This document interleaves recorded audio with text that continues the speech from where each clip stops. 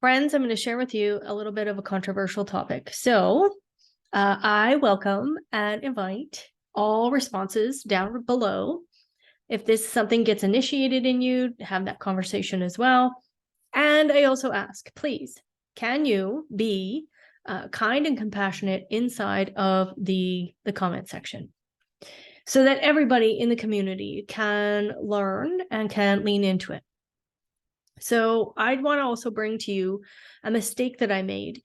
And I might have shared this information in a few videos. I honestly don't know. Most of the time when I'm doing these videos, it is just happening through me.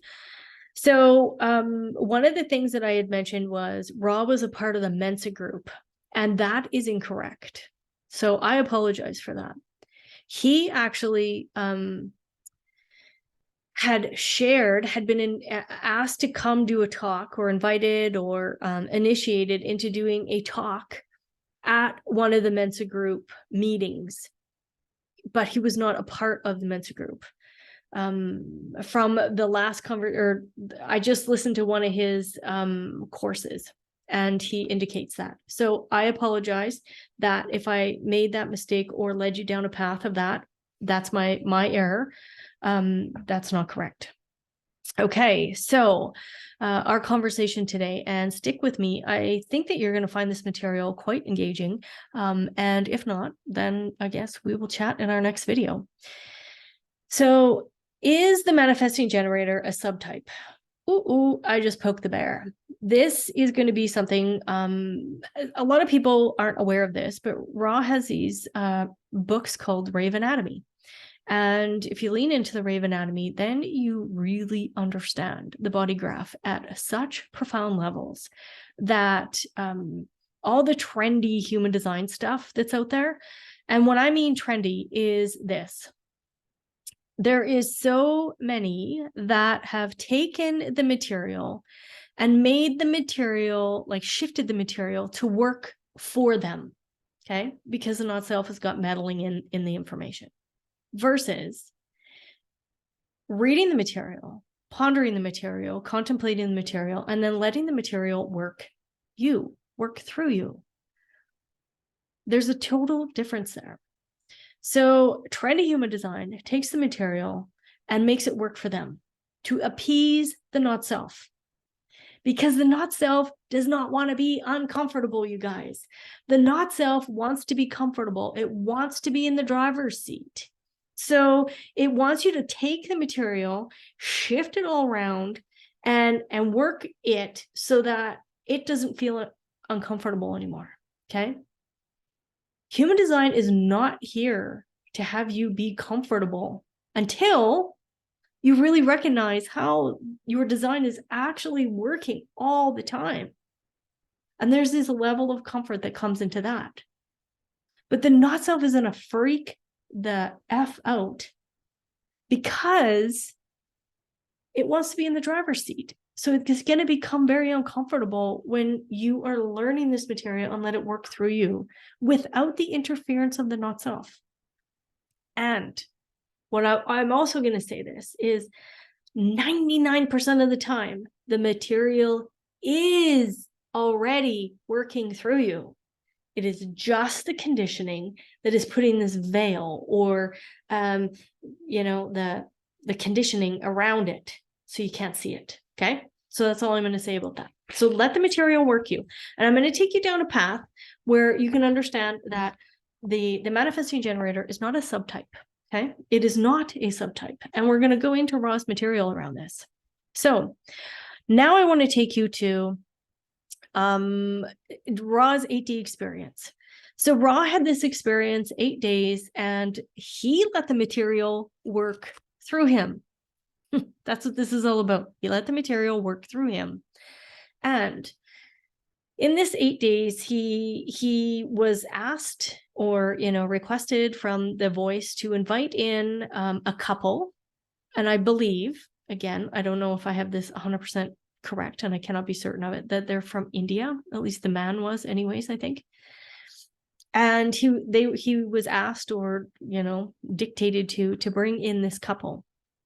And this couple came to his place, I think, a couple times. And there was a crystal that moved from this male into Ra. And this third crystal that Ra allowed to be inside of him, or I guess whatever, it was just how it was. He let the material again work on him and through him. This is like how he ended up like really creating this entire system over the course of years, because this third crystal allowed him this process. Because when design first began, the types, this was it. It was to do and to wait. To do and to wait. That's it. That's all it was. And then the advent of the 4 types came along. And it created a lot of controversy. So I'm going to share my screen and share this rave anatomy document, okay? Just a portion of it, so that you can see what we're talking about here. So the reflector actually was the originator. The originator is the reflector, and the originator of that 5-center being is the reflector. And from the reflector, there was this birth of the bedrock foundational type, which is the manifesting generator, as a 5-centered organism.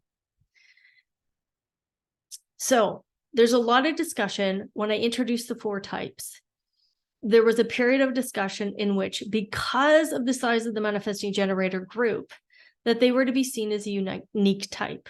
And of course, they're not. They're generators. We are designed to respond. So let's go into the history of this. The 5-centered manifesting generator was pure, receptive, and correct, because 5-centered beings were right-oriented. So they were that quintessential response mechanism, that receptive response mechanism. Now, what I'm also going to say is this, and I don't know if Ross speaks about it here. I don't think he does, but like, think about the oldest center, which is our spleen, which keeps us safe and secure, where we operate through instinct and intuition. That's a physical body response to life, okay? So the 5-centered being knew this very well, because it was instinctual. It was very intuitive, paid attention to its physical body, so it would stay safe and well and move forward. And then comes along this manifesting generator that's now here to respond. And that response mechanism could then purely take that response and metamorphosize and take action. And it was pure. It was just this pure response, because the 5-centered being was already, quote unquote, indoctrinated into allowing for the body to move, right? Allowing for the body to move and the animation of the body to move from the intelligence of the body, okay? And then we popped into the 7-centered manifesting generator. And this is where things got a little dicey for us. Because at the 7-centered manifesting generator, we became very frustrated, because what happened is this was the advent of the Ajna center, or the mind. For me, I look at it really as a lot of conditioning. Now, what happened with the Ajna center was the Ajna center was now taking in all this awareness from the spleen and from the response mechanism, and it wanted to change that into a mental construct. So then it conceptualized. So if this experience happened, or if this pattern is available, then this is going to happen. So it started to create all these constructs. And through those constructs, it forgot that, not every pattern ends up exactly how the last pattern did, because we're humans. And that's something that Ra talks about a lot when you get into his PHS stuff, is like, that's why big pharma mostly fails, because they're taking one pill and they're trying to put this onto billions of people. And one medicine and billions of people is not correct, because there's different human experiences, okay? So the conditioned mind, okay, or the mind, however you want to look at this, started to operate and run the life. So it wanted to be the driver's seat. It wanted to make all the decisions. And because of this, And it took away, or we were conditioned to hand over the energy of it, the intelligence of the body. It took that away, and it discounted it. It discounted it. So now all of a sudden we become very frustrated, because now the conditioned mind and the mind mental construct is trying to operate the life. And we know this with design, that's not how we're designed to operate. We're designed to operate from the intelligence of the body. Okay. So why am I showing you this? Because manifesting generators are not a subtype. They are the bedrock type. And from that manifesting generator, we got the generator, we got the manifester, and then we got the projector. Okay. So everything that comes out of the reflector came from the manifesting generator. So it's not a subtype. It is the type. It is designed to respond. And from that response mechanism, what we can magically turn response into metamorphosis. This is the 3D world that we're living in. We are able to take response, which is like substance outside of us, whether that be a human being or somebody else's thought, or the consciousness field pulling on us. We have a response, and then we have the capacity to shift that into a metamorphosis or a manifestation. Okay. I think everybody can manifest. We just do it differently. That's it. That's all. Okay. So when I looked online and I looked for manifesting generators as a subtype, I'm like, whoa, okay, there's a whole bunch of information here. And all of that information breaks down the manifesting generator's decision-making into like 5 steps. And I'm like, what? Here you're trying to get the type manifesting generator who is masterful at skipping steps. And you just added a whole bunch of steps into their decision-making process. To me, that makes no sense. Okay. Just so you know, that makes no sense. So we are designed to respond. And then we have the capacity to metamorphosize and manifest differently. At the bedrock space, we're designed to do that. Now, for myself, I'm a 3420. So this ability to do this actually happens quite quickly. So when people ask me a question, or the consciousness field pulls on my energy, and I move just from response, and I'm going to talk to you about response, just from response, man, stuff happens. Stuff just happens. Now, if you're split or you have the emotional center defined, know that there is a time delay or a gap, and you're designed for that. Why? Because splits, what's important for you is that you kind of, move that available energy, take yourself for a walk into, a dog park, or down to the coffee shop, or go get groceries and just walk around people. And then watch how that response mechanism is providing you with more information based off of the split. Okay. And then you'll know that sacral response. Here's the bedrock of the sacral response. All it cares about is available energy. That is it. It is not an awareness center, the sacral. It is a motor. And all it cares about is, do I have available energy for this request or not? If there's available energy and the timing is correct, so maybe you're emotional, maybe you're split, if you even are single definition, that's okay too. And the timing is correct, everything is correct, the sacral will go, it'll move you in. If you have available energy and the timing is not correct, the sacral will go, However, the conditioned mind will go, but you do have available energy. You have time, blah, blah, blah. Why aren't you doing it? It'll have this silly conversation with you and try to get you to second guess that. So the only thing that the sacral is concerned about is, do I have available energy or not? That is it. Okay. Then if you are emotional, or you have splits, know that there's a different timing than for myself, who's a pure manifesting generator. There's just a different timing. Now, let's lean into the response mechanism so that you can really understand this differently, because most people have never seen this information. And just an FYI, I know that I've done a video about this, but I'm going to do it again because I think it's really important. So this was actually one of our very first conversations that we had in the mentorship group, because sacral response is still such a conundrum for most people.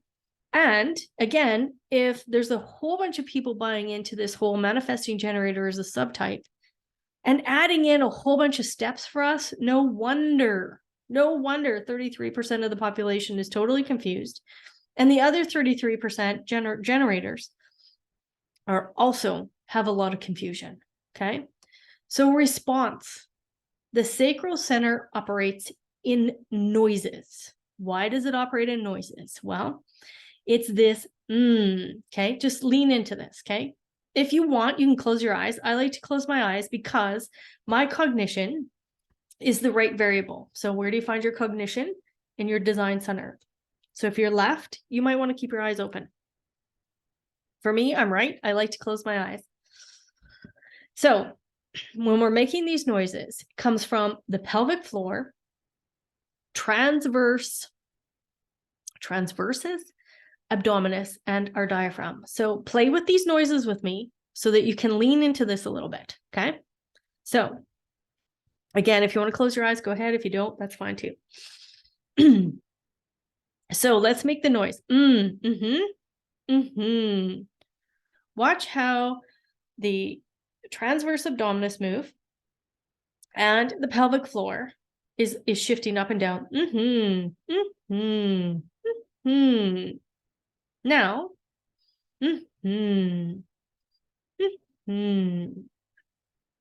pay attention to the diaphragm. Now, if we want to say or notice how the no really brings in the diaphragm underneath the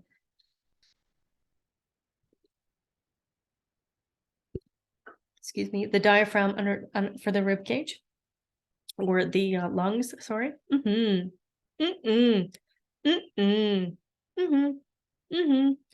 So there's energy for it. It's almost as though the pelvic floor, which, you know, is this space where I get it, the testes are outside of the body, the ovaries are inside of the body, but it's this space that kind of supports our reproductive organs, okay? And I get it, the testes are outside of the body, so it's not supporting that. But there's a correlation with the prostate, which is, I know, in the emotional center, but it is a part of the reproductive organs. So just lean in. If there's available energy, the pelvic floor will move up and down. So just move it up and down. Feel your rib cage where the abdominis muscles are. Feel the diaphragm. Play with these noises. This, my friends, is response. Also, hormones play such a huge role. So, again, I'm going to say to you, if you're paying attention to trendy human design, just do what lights you up. Most people are clueless to the chemical creations that are happening in their body. And the mind can create any kind of chemical reaction in your body that you want it to.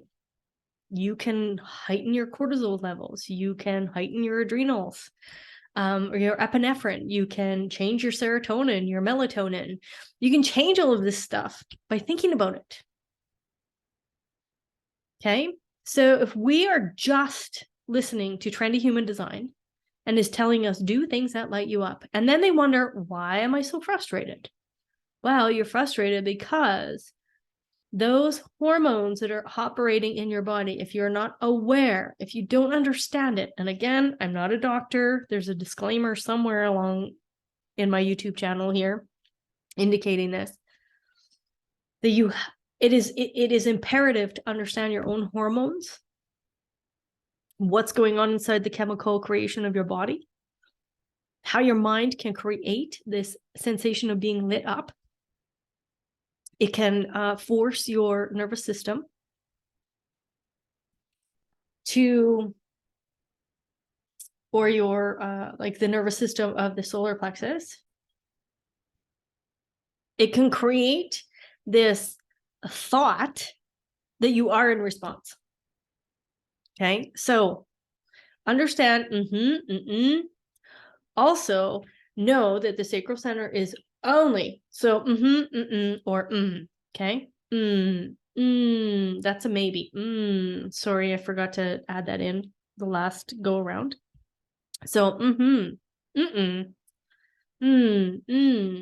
can feel these movements in all of those muscles, and know that the sacral center is only concerned about available energy. That's it.